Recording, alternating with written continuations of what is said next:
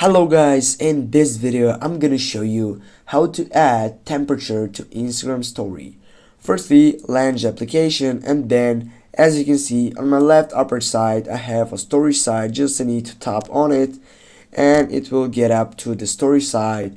What you need just to simply do, just click and find for a photo, or just right in the moment make a photo.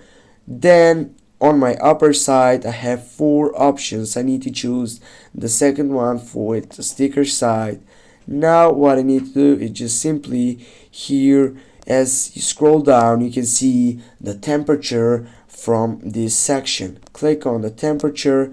Now you can choose the way that you want to chosen on this story. For example, I'll go with this one, and then I'll need just to go and set it up on my story. Now guys, you know how to add temperature to your Instagram story. Thanks guys for watching. Don't forget to hit that like and share the video. See you soon guys.